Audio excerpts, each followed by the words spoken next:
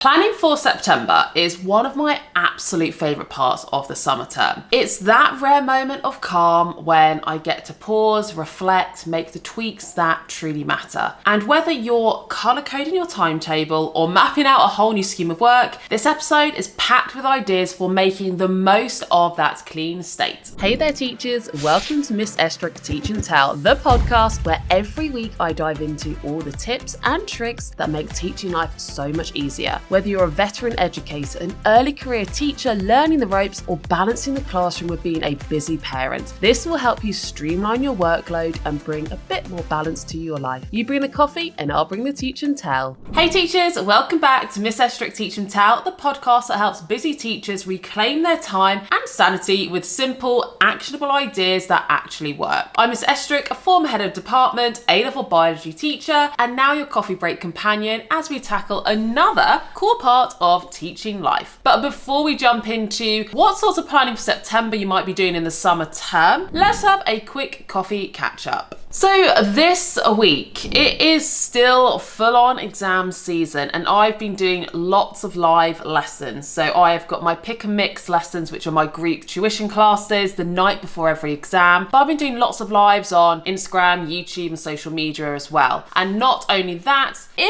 the middle, sandwiched in, is a long weekend in Seville, which you heard me talking about last week if you listen every week. I haven't been yet because it is still the same day I do batch film. So yes, I still haven't been to Seville yet. By the time I film the next episode, I would have been in Seville. I wonder if on YouTube you'll see a difference in my skin colour. Probably not, because if it's 39 degrees C there, I'm not going to be sunbathing. I'm going to be hiding in the shade, desperately trying to survive. Anyway though, let's get into today's content. Let's start by thinking big picture department planning. Summer is one of the perfect times to plan collectively in your department, especially if you're changing exam boards or refreshing your curriculum. So this would be a great time where I'm sure you're doing this already, but in any department meetings, you're thinking about what changes do we think we need to make to the GCSE, to the A-level? Is there anywhere that we're noticing our students are weaker at? Maybe it's math skills or practical skills or application. And is there something that we could review about our scheme of work or lesson order or how we teach things or what we're actually teaching that could improve it for the next cohort? And then if you do have a collaborative department, which I've actually always been very fortunate that the 3 schools that I've worked at, everyone has always been so collaborative and happy to have these big picture thinking sessions. And then we do divvy up and delegate, oh, well, if you do this section, I'll do this section, we'll do this section, share it all together,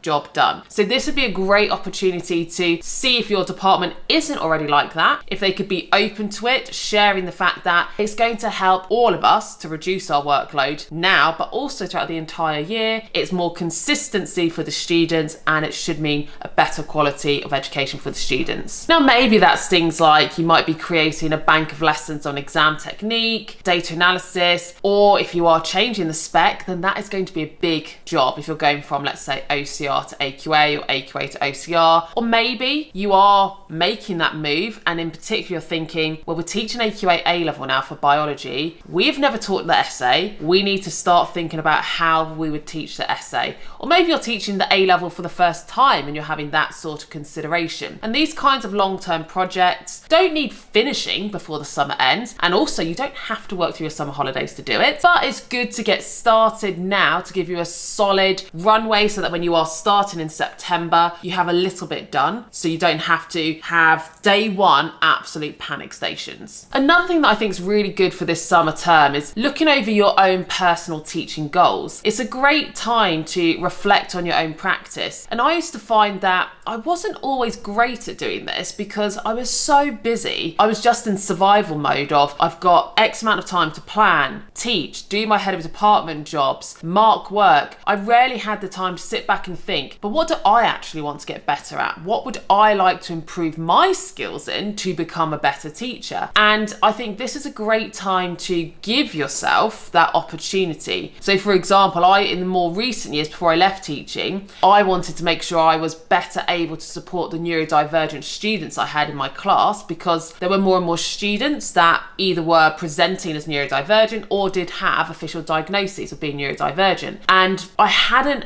previously had that much training, except for with autism. I did do quite a bit on teaching students with autism in my PGCE year, but things like ADHD didn't really get mentioned for my PGCE, and there are more and more students who had ADHD, and I didn't know the best ways to support them other than guessing, basically. So I wanted to be able to reflect on this more, do some more research, and that's the sort of thing that I think this time of year is really good for. It might not be something like that. Maybe you just want to have the chance and the time to update your classroom, and it's not necessarily displays, because you don't have to do displays, but it might be the way your lab's organised, or it might be how your computer files are organised. You might realise that your documents is now just an absolute list of disorganised PowerPoints, spreadsheets, and now might be the time to look at your Google Drive folders or your documents, what can be deleted, particularly thinking about GDPR, because you shouldn't be keeping old data or old class lists, so what could be deleted and what you can reorganise, so that when you do start back in September, when you probably have forgotten where everything is saved, you've forgotten all passwords, things like that, if you can make it as organised and streamlined as possible, it's going to be much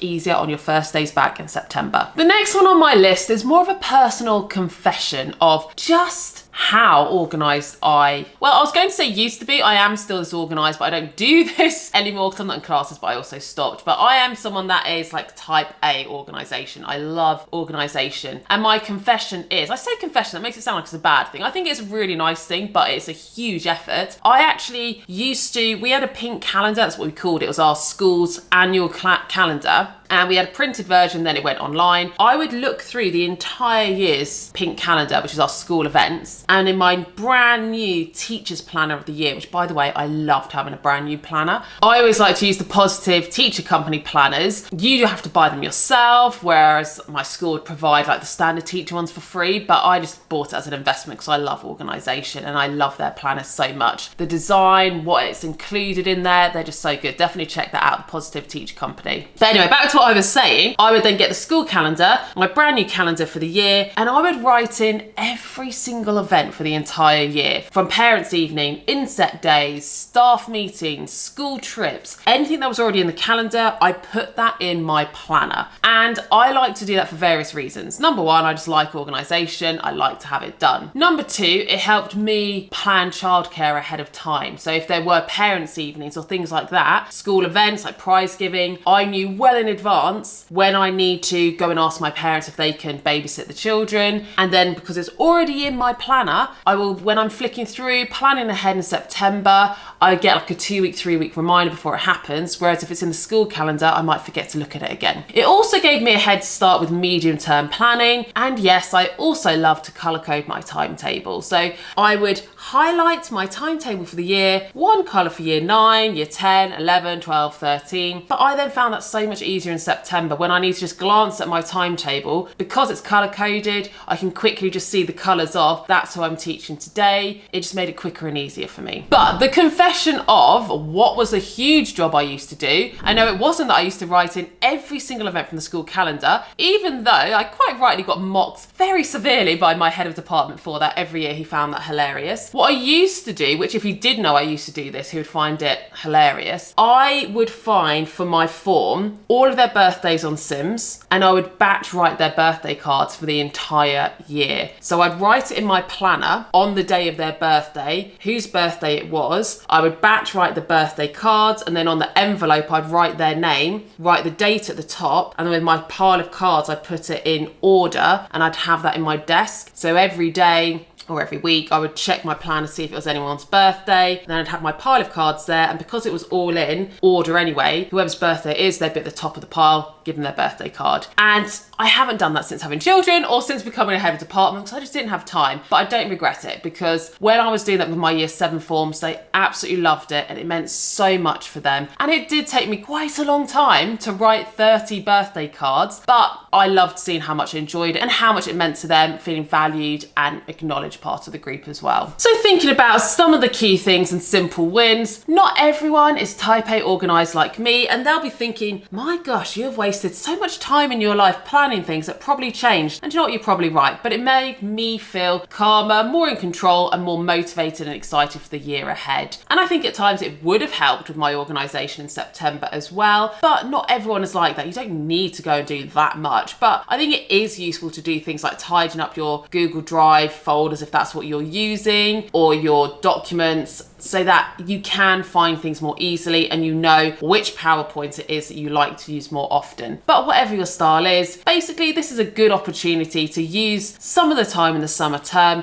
to get ready for September, so that when you get to September, you've reduced your workload and it's just less stressful. And that actually leads me into my mega list of quick wins of this episode. If you are looking to seriously reduce your workload for September, or even for the whole of the next year, I wanted just to remind you or make you aware of the whole suite of ready-made lessons and resources that I have already on my website, so you can hit the ground running. So that includes, number one, my AQA A-level biology PowerPoint lessons. This covers every theory lesson for AQA A-level biology, and you've got the whole lesson. You have starter, activities, plenary, you have a guide of how to deliver the lesson, and it's inbuilt lessons into the PowerPoints as well. And you can get those by topic or the entire course, either as an individual license, so just for you to use, or it can be bought for a school license so your whole department can use it. I've also got GCSE and A-level skills scheme of work. And for both of those, it's a series of 5 lessons that you can teach dotted throughout the year or as a bolt-on at the end for revision,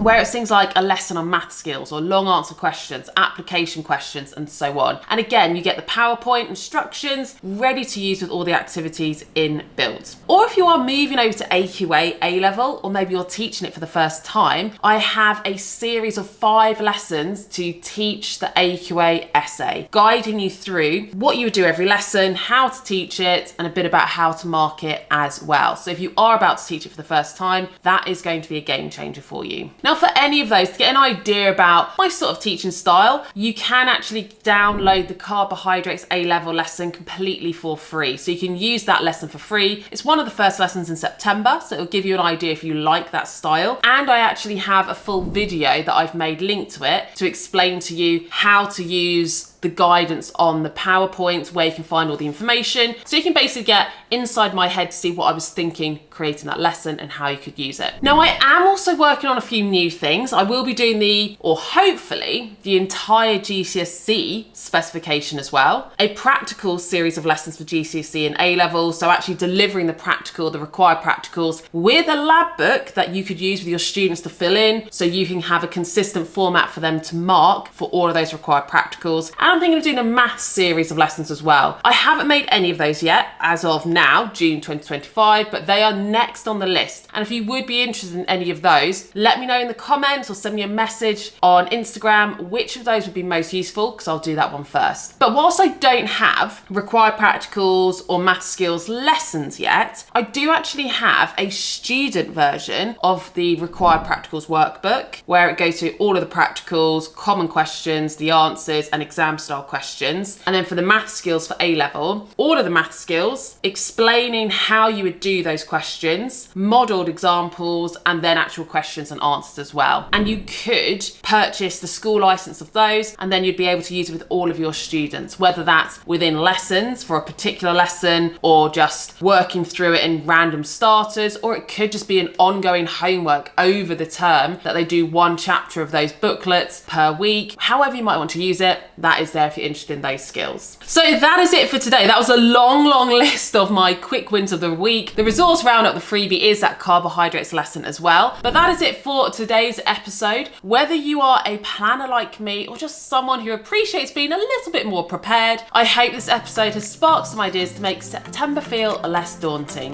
But that is it for this episode. Hopefully I'll see you next week. You bring the coffee and I'll bring the teaching towel.